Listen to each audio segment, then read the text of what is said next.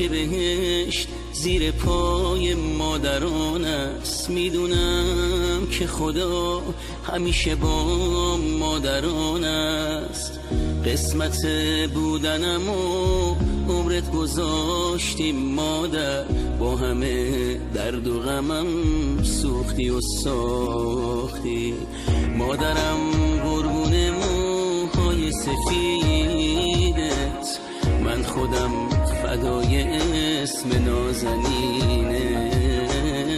مادرم مستی من دورت بگردم، تو تنها شریک و عشق و بغض و خندم.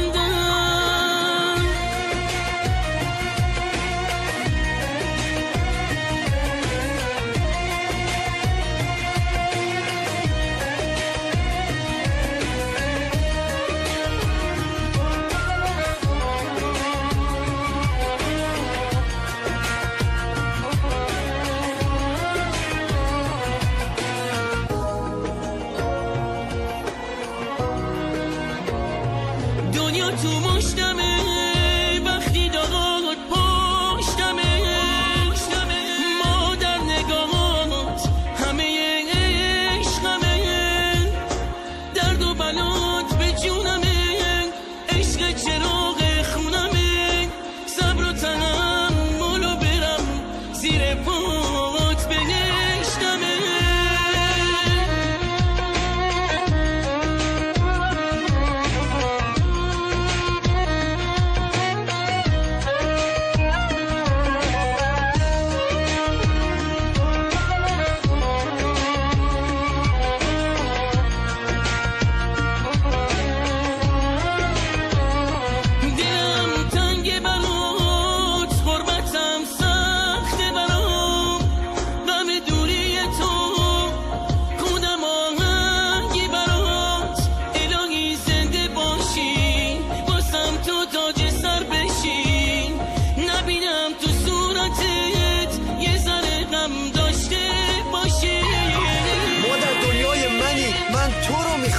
هر جا بذاری بری منم باهات میام.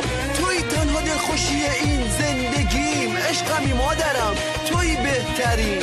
زندگی تو پای جوونیم هدر کردی، با درد قصه لحظاتو سر کردی. تو نباشی کی میده آخه دلداری من؟ دور و برم پر میشه از سایه های غم. اون آغوش گرمت بذار جای من باشه، اون دستای مهربونت پناهم باشه. بدون تو نمیتونم نفس بکشم مادر، هر جا باشه بهشت من زیر پاشه. واسم سخت تحمل دوری تو، همه هستیم مثال یه لحظه دیدن تو.